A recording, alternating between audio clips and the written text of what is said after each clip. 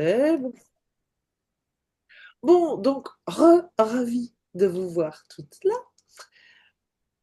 Euh, alors, d'abord, pour répondre à la question, comment je vais? Eh bien, je vais très, très bien. Beaucoup mieux que je n'ai été depuis très longtemps. Et je vais vous dire pourquoi. Au fait, ce qui s'est passé, euh, ça c'est juste les faits. Le 17 février, hein, cette fameuse éclipse solaire, je ne risque pas de l'oublier, à 13 heures.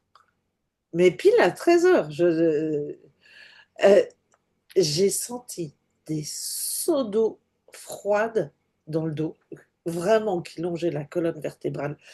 J'ai commencé à avoir de plus en plus froid, jusqu'à grelotter. Sous deux couvertures polaires, je continuais à grelotter. J'ai passé l'après-midi comme ça. C'est là que j'ai envoyé le message sur Messenger, sur Telegram, pour dire que je ne serais pas en état de faire le Zoom du soir. Mais ça ne s'est pas arrêté là.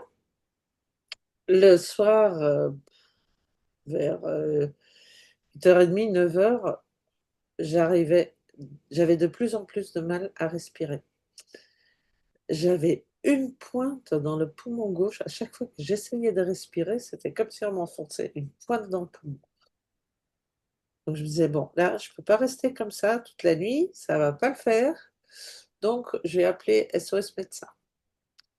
Bon, mon fils aîné qui est ici, Quentin, qui me dit, t'inquiète, je m'en occupe. Alors lui, me voyant comme ça, il n'a même pas appelé SOS médecin, en fait. Ça, j'ai su qu'après. Il a tout de suite appelé le 15. Et donc, j'ai eu le médecin régulateur au téléphone qui me disait, je vous envoie une ambulance tout de suite. Moi, je voulais pas rentrer à l'hôpital. Je dis, non, mais ça va aller, mais envoyez-moi quelqu'un, je sais pas moi, il y a quelque chose à faire. Enfin bon, non, il n'y avait pas à discuter. Donc, je suis rentrée à l'hôpital. Ils m'ont fait tous les tests possibles, radio, machin, etc. Donc, avec ça, je savais que ça n'était ni Covid, ni grippe, ni tout ça.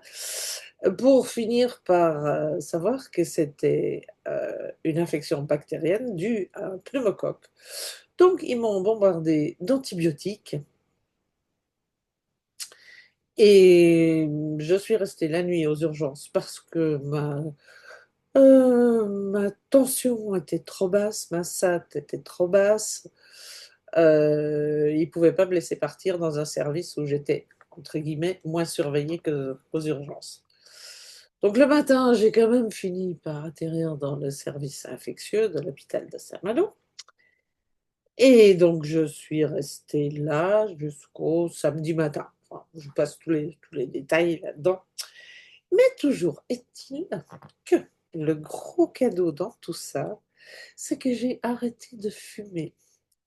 Et je vais vous avouer que c'était, oui Catherine, toi tu sais, c'était un de mes, c'était franchement un truc, je ne savais pas comment j'allais me débarrasser de la clope, parce qu'il faut quand même savoir que ça faisait 40 ans que je fumais pas loin de 2 paquets par jour.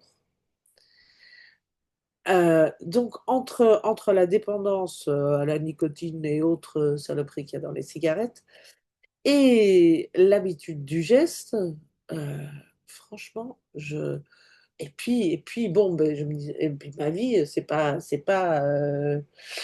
comment dire, un long fleuve tranquille non plus. Donc, donc, me passer de la cigarette avec tout ça, je ne voyais pas comment faire. Et ça commençait à me poser problème de plus en plus, parce que je me rendais bien compte que de plus en plus, j'étais de plus en plus vite essoufflée, que courir dans les escaliers, ça c'était avant. Enfin, plein de petites choses comme ça. Je me disais, ça m'emmerde, mais je ne voyais pas comment faire. Et donc, résultat des courses, ici, ben, j'ai eu bien peur, hein. Donc ça a été quand même une première motivation, parce que quand on ne peut plus respirer, je vous assure que ça fait peur. Et puis, tout de suite, j'ai eu des patchs à l'hôpital. Et vu que je me sentais de toute façon tellement mal, je n'avais pas le courage de m'habiller ou faire un semblant d'habillage pour aller sortir, pour pouvoir aller fumer une cigarette. Donc ça m'a fait plusieurs jours sans clope. Je suis rentrée trop contente de respirer à nouveau à plein poumon et du coup, c'est vraiment ce plaisir-là qui a pris le dessus et je n'ai plus envie de clope. Donc là, ça fait 15 jours que je ne fume plus et je compte bien parce que ça reste comme ça. Et il y a déjà plein de choses que je peux refaire comme je veux, comme comme avant. Je me sens renaître. Ça peut paraître complètement con, mais bordel, merci la vie, parce qu'elle a donc parfaitement bien organisé le truc pour moi. Donc, ben voilà comment je vais. Euh, Tout ça pour vous dire que ça encore, ça vient confirmer quelque chose que j'ai enfin compris, mais compris et intégré, c'est que la vie est là pour nous. Tout à l'extérieur arrive pour nous. Et une fois qu'on le sait jusque dans notre trip, l'avantage, c'est qu'on le comprend de plus en plus vite. Je dirais qu'avant, on arrive toujours à trouver une conséquence positive, même s'il y a eu un événement un peu difficile, on arrive toujours à trouver l'une ou l'autre conséquence positive ou en tirer une leçon positive ou quelque chose de positif bien après. Sauf que moi, maintenant, c'est quasi simultané. Je le comprends aussitôt. Et ça, c'est quand même un, ah, comment dire? Ça donne une paix et une sécurité intérieure qui sont,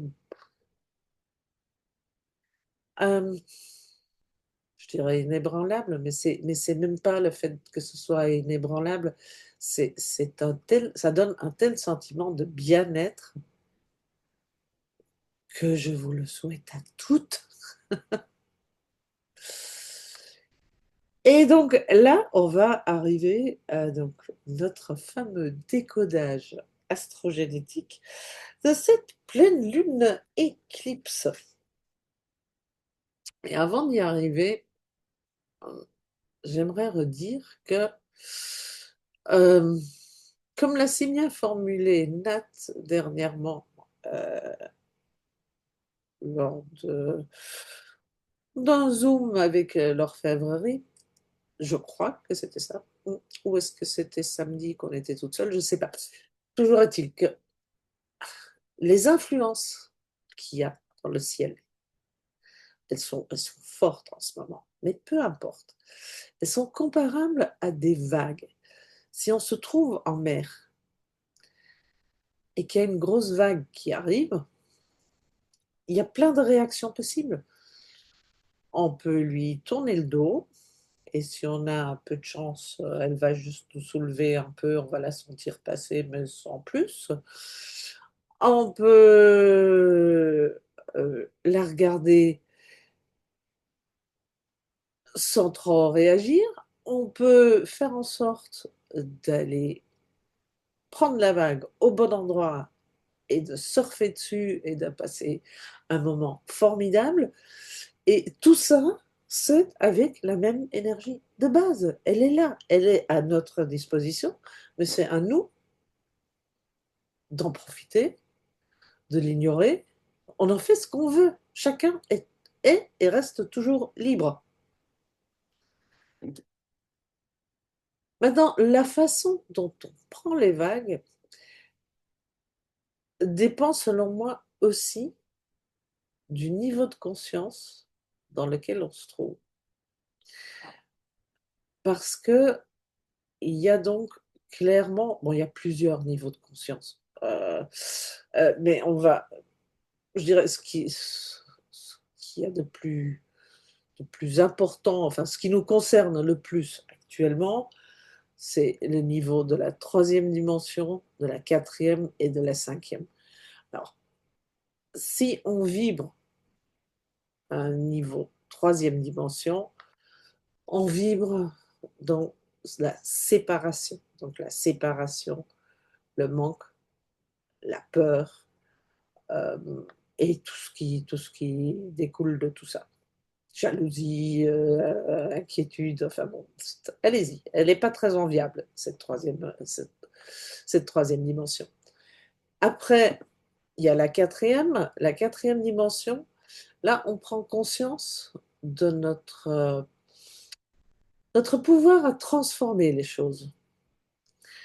Donc, on va chercher ce qui ne nous plaît pas et on va chercher à la transformer en quelque chose qui nous plaît plus. Euh, c'est bien sûr déjà beaucoup plus agréable que la troisième dimension, mais on trouve toujours des choses à aller changer, à aller améliorer. On n'a jamais fini. Et tout ça parce qu'on juge. Ça c'est bien, ça c'est pas bien. Et quand on passe à la cinquième dimension, en fait, on arrête de juger et on comprend la perfection de la vie. Et on sort de ce jugement. Et quand on sort de ce jugement, bizarrement, les choses se font naturellement et de manière beaucoup plus fluide. Alors, j'aimerais pouvoir vous dire que je vis constamment en cinquième dimension, mais ce n'est pas encore le cas.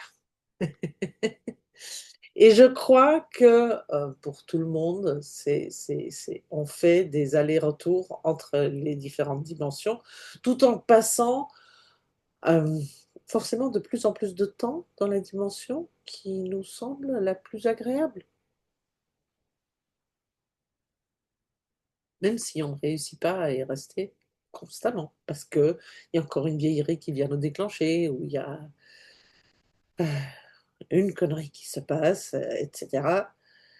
Euh, et ça nous ramène plus bas. Mais c'est vraiment une question de vibration. Euh, je sais maintenant par expérience que dans une même situation qui peut paraître hyper compliquée, hyper difficile quand on ne vibre qu'au niveau de la troisième dimension, quand on réussit à élever notre fréquence vers la quatrième et mieux encore vers la cinquième, cette même situation change de couleur. On la voit différemment. Pourtant, à l'extérieur, rien n'a changé et nous, on se sent super bien. Et le résultat, c'est que les choses à l'extérieur évoluent très vite dans le bon sens.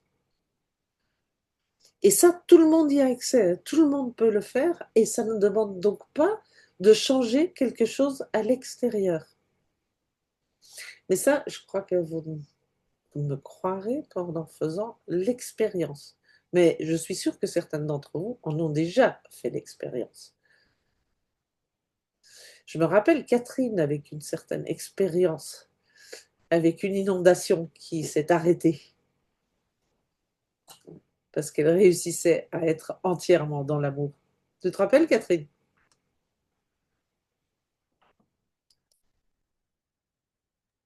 Oh oui, je me souviens très très bien de ça. Ça s'est reproduit depuis.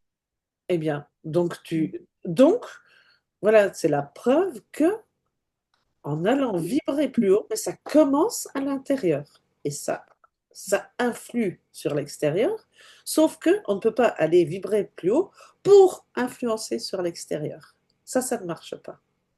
C'est on monte d'abord et après c'est automatique le résultat à l'extérieur. Mais ce n'est pas je vais vibrer plus haut plus parce que je veux changer ça. Ça ne marche pas. parce que ça induit encore une résistance. Et donc, si on induit des résistances, on induit du jugement et on ne peut pas monter à la cinquième dimension ou à ces fréquences. Et c'est pas une question de hiérarchie, hein. C'est vraiment une question de bien-être. On est tellement mieux dans cette dimension-là. Et en plus, on a une influence, une puissance beaucoup plus importante et du coup, euh, beaucoup plus agréable pour nous et pour les gens qui nous entourent. Donc, ces trois, maintenant, si mon chat voudrait bien s'enlever de mes notes, ça m'arrangerait beaucoup. Ces trois dimensions, elles sont importantes euh, d'un point de vue clé génétique, parce que vous savez que dans les clés génétiques, vous avez l'ombre, le don et le sidi. Et en fait, l'ombre, c'est ce qu'on obtient quand on vibre dans la troisième dimension. Le don, c'est dans la quatrième. Et le sidi, c'est dans la cinquième. Alors, si vous le voulez bien, je vais vous partager quand même la carte du ciel de cette jolie pleine lune éclipse.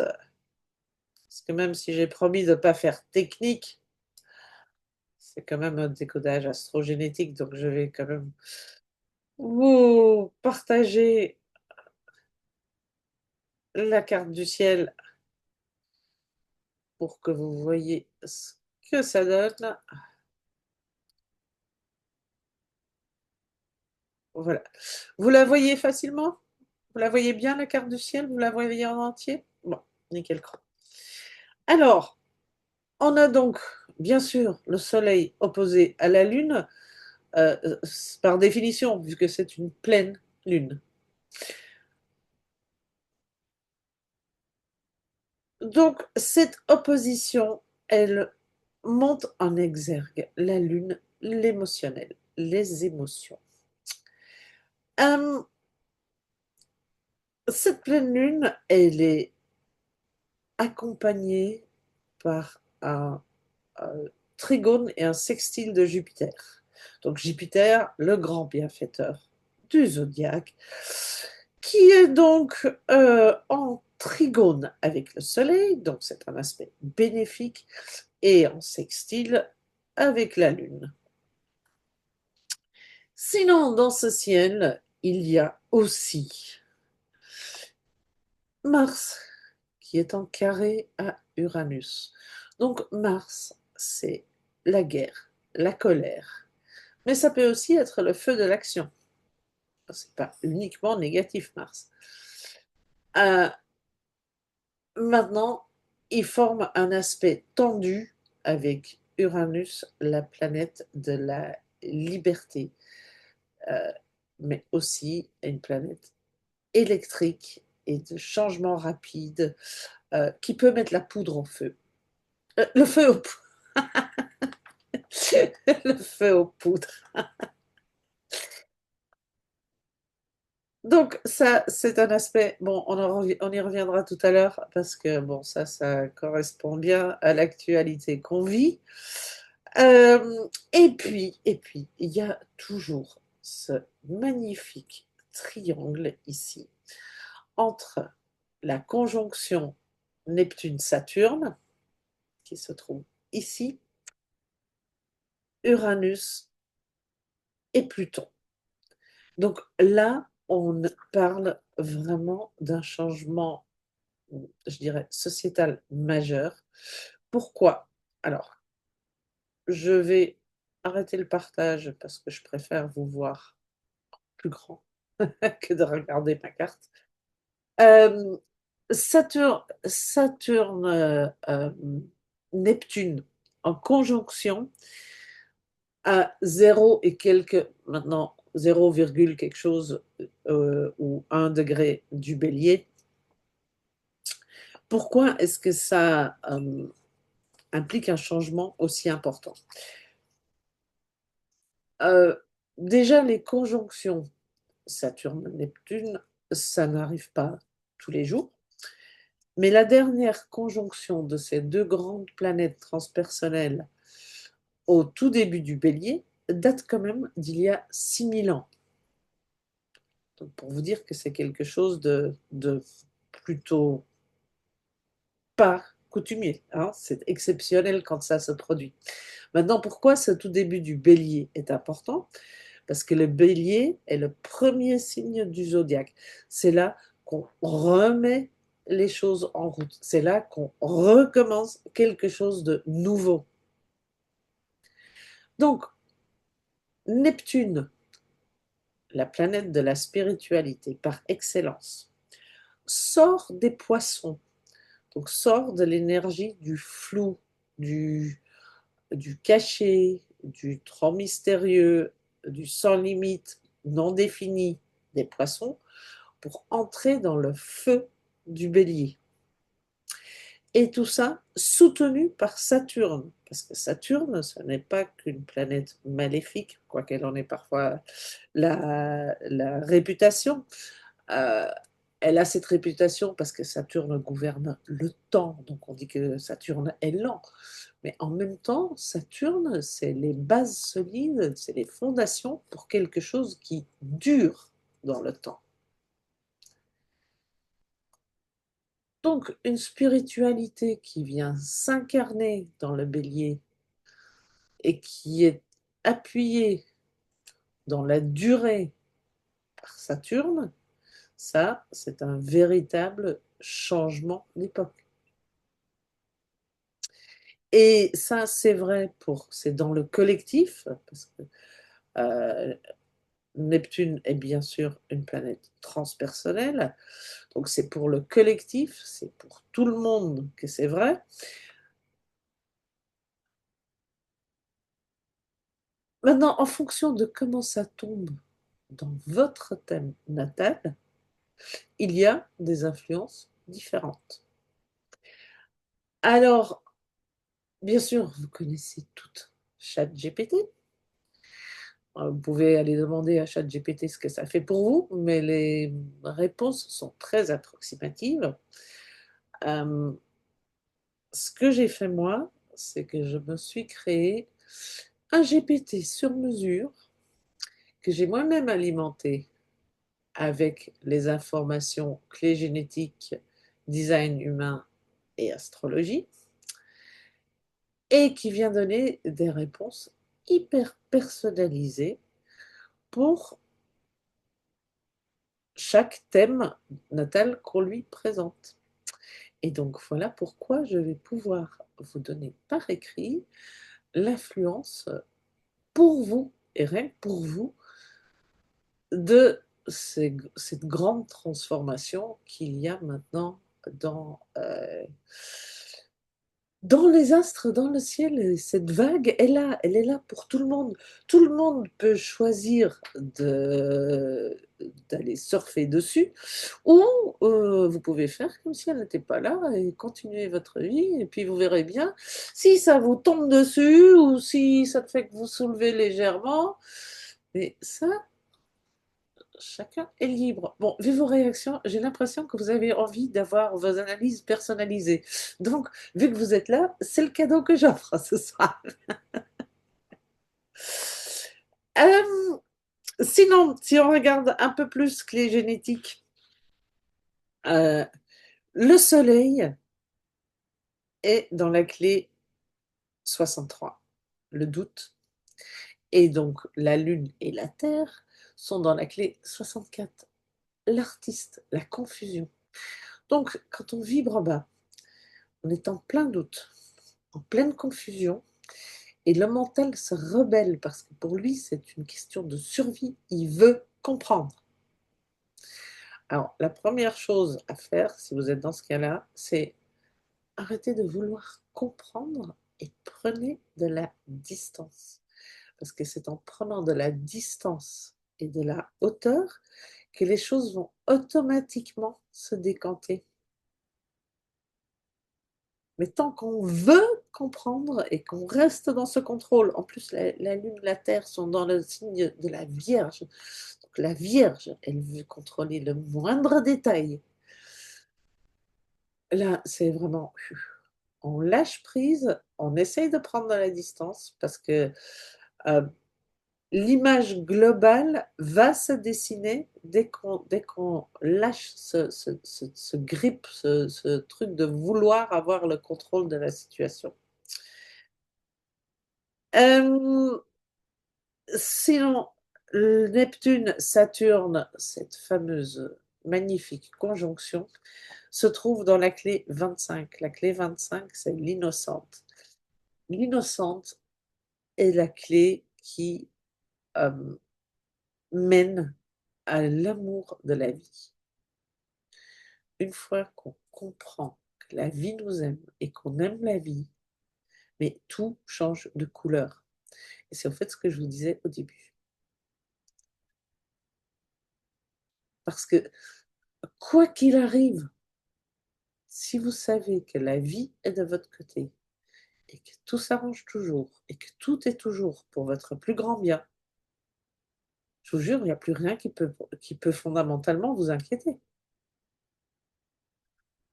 Alors, bien sûr, hein, moi aussi, j'ai parfois encore des vieux réflexes, je vais parfois dire, hein, ma fille, elle est revenue d'Australie le 26. Le 26 au soir, elle était à Dubaï, à 2 jours près, elle était coincée à Dubaï. Hein? Donc moi aussi, j'ai fait, ah mais non, mais on a de bonnes étoiles et c'était pas écrit pour nous, ça. Non, non, bien sûr que non. Mais, et même avec ce que je voulais y venir, euh, on change de niveau de conscience et du coup, la guerre, elle n'existe plus. Bien sûr que si, hein. Euh, Sauf que il y a une différence entre observer ce qui se passe et se laisser intriquer par ce qui se passe. Aller mélanger notre énergie avec ce qui se passe, aller y donner notre énergie. Parce que là, je vous apprends rien du tout. Là où on met notre attention, c'est là qu'on nourrit ce à quoi on porte notre attention. Donc, euh, si on ne veut pas nourrir la guerre, on détourne notre attention. Ça ne veut pas dire être pas informé du tout. Non, ça veut juste dire que on peut observer avec compassion et sans aller se faire un sang d'encre parce que il y a des gens qui sont sous les bombardements. Objectivement, c'est vrai, bien sûr, mais ce n'est pas notre cas. Ce n'est pas nous qui avons choisi de vivre ça. Et ce n'est pas en allant vivre ça à leur place par procuration qu'on va les aider. Et c'est tout le contraire. Si nous, on reste dans l'amour et la paix, et que c'est ça qu'on leur envoie comme énergie, c'est au contraire ça qui va adoucir leur chemin. Ça ne va peut-être pas tout résoudre, mais ça contribuera en tout cas à adoucir. Ça ne renforcera pas. Alors que si on se laisse embarquer dans les peurs et on entend guerre, guerre, guerre partout et ça va se rapprocher, et il va y avoir des terroristes sur le sol français, et il va y avoir pénurie de je ne sais pas tout quoi. Alors, pour être un peu au courant du trafic maritime, là maintenant, vu que mon fils est aussi par là-bas, euh, je peux vous dire que les trois quarts des infos que j'ai entendues sont fausses. C'est tout simplement faux. Le détroit d'Ormuz, là, c'est vrai qu'il compte pour 20% dans l'approvisionnement en pétrole et en GNL, en gaz liquéfié, mais ça n'a rien à voir avec la marchandise qui vient de Chine. Euh, et la marchandise qui vient de Chine, euh, ils sont passés par le canal de Suez pendant 15 jours ou 3 semaines parce que la marine française l'avait réouvert et escortait les bateaux. Mais ça n'a duré que 15 jours, 3 semaines. Avant, ils passaient par l'Afrique. Et maintenant, ce qui se passe, c'est qu'ils repassent tout simplement par l'Afrique, hein. Ça ne va rien changer du tout. Donc, pour dire qu'il y a quelque part une volonté de mettre les gens dans la peur. Et c'est donc à vous de rester souverain et de ne juste pas vous laisser embarquer. Là, mettez un peu des œillères et puis regardez ce qui se passe. On regarde ce qui se passe devant. Euh, Moi, pour ma part, je privilégie les circuits courts dans la mesure du possible. Hein, je crois que c'est une bonne chose parce que ça soutient des gens qui font déjà de belles choses tout près d'ici. Et puis pour le reste, on verra bien. Ça sert à rien d'anticiper et de tirer des plans sur la comète dans le mauvais sens, enfin dans le sens pessimiste. Donc voilà. Est-ce que vous avez des questions?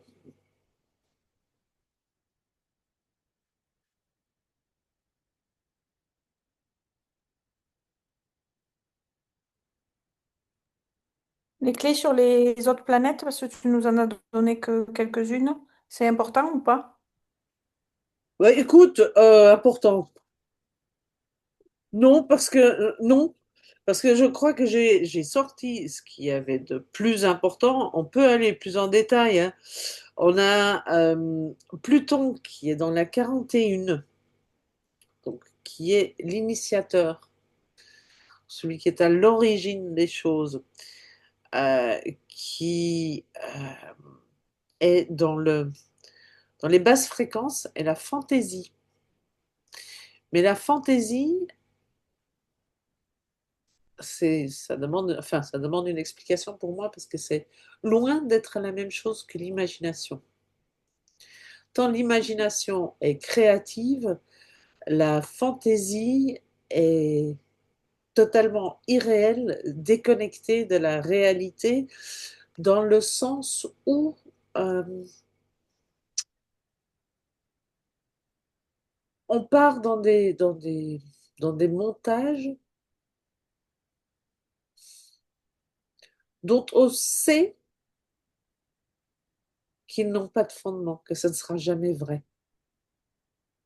Vous voyez ce que je veux dire?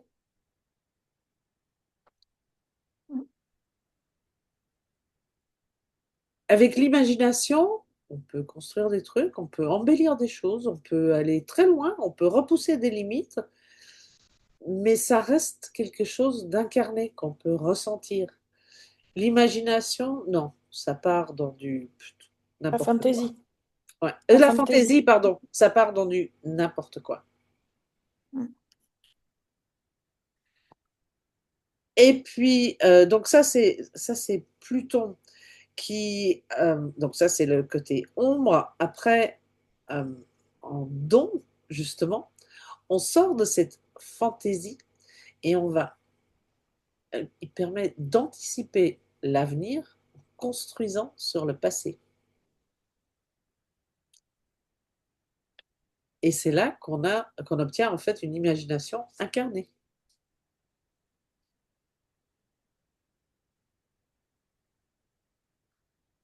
Et puis le CD qui est l'émanation. Là, on ne fait plus qu'irradier. Euh, et Uranus, c'est toujours ta préférée, Claire. La clé 8. Oui, c'est vrai qu'elle va durer celle-là. Mm. Oui, ah ben oui, parce elle a fait une rétrograde là-dedans. Et donc, la clé 8, c'est la médiocrité. Donc, la médiocrité, c'est ne pas se permettre d'être entièrement soi-même. Euh, dans l'ombre, le don, c'est le style où l'authenticité devient quelque chose d'évident. Et puis, dans le CD, c'est l'exquisité. Donc là, c'est l'authenticité euh, poussée au sublime.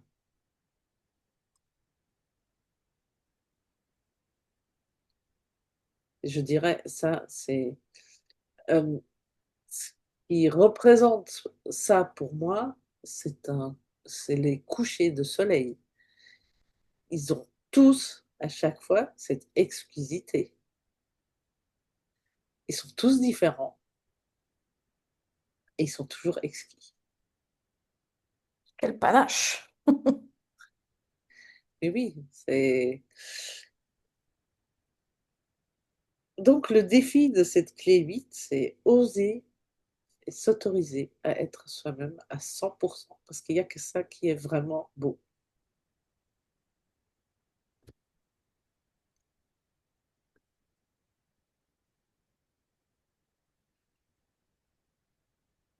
Voilà, là, on a fait le tour. Il reste Mars. Mars avec la 55. La Ah, 55. La 55 dans l'ombre, la préférée victime. de Cathy, je ne me trompe pas. Enfin, une que Cathy aime, si je ne me trompe pas, avec la grâce. Il me semble qu'il y avait quelque chose de ce côté-là. Peut-être. Franchement, je ne me Ah, souviens j'avais pas. mis un truc. Donc la 55 qui est la victime dans son ombre, la liberté quand elle arrive dans le don, et la liberté dans le sens souveraineté au niveau du Sidi. C'est Mars qui nous pousse dans cette clé-là. Et au fait, tu as bien fait de poser la question, Claire, parce qu'elle est importante quand même, celle-ci. Parce que Claire, elle a... Oui, Cathy. Cathy dit bien vu pour la 55, chapeau Claire. Et oui, Claire, elle a une mémoire d'éléphant. Non, non, non, c'est des mémoires plutôt échantillonnées, mais je savais, parce que je me rappelle quand on avait vu la clé 22 et la clé 55, on avait fait un zoom exprès dessus, et Cathy avait exprimé des choses à ce sujet, donc c'est ça qui est revenu. Je pense pas avoir la mémoire d'éléphant, mais bon, enfin bref, merci en tout cas. Alors oui, Mars vient appuyer sur cette victime et liberté. Euh, Ouais, ben on est en plein dedans, quoi. Enfin, je sais pas, mais autant au niveau collectif qu'au au niveau niveau, ouais, au niveau collectif, bien un sûr, impact individuel, quoi. C'est vous aurez compris, au niveau individuel, ça met l'accent sur notre propre liberté de choisir. On nous, enfin, les influences des étoiles nous poussent à choisir. Parce elle est Mm. là, la liberté.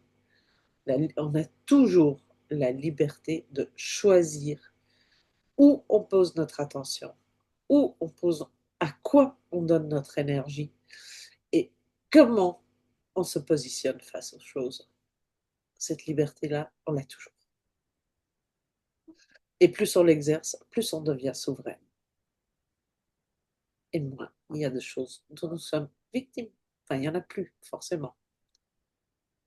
Parce que rien ne peut nous obliger de choisir quelque chose ou d'avoir telle ou telle perspective. Et si on ne se laisse pas mener par nos émotions, on est totalement libre de poser notre attention là où on le souhaite. Et ça, Mars vient mettre l'accent là-dessus. Et Uranus, en carré, vient un peu forcer le mouvement où Uranus nous pousse à être pleinement nous-mêmes, en sortant de la médiocrité, en ne rentrant plus dans les cases que la société nous a préparées. Donc, voilà. Moi, je trouve que c'est une époque, ma foi, très inspirante, très passionnante. Moi, j'aime beaucoup.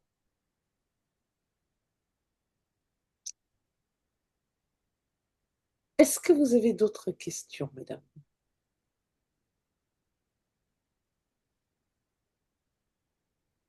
Bon, eh bien, dans ce cas, on va arrêter l'enregistrement et rien ne vous empêche de rester pour bavarder encore 5 minutes.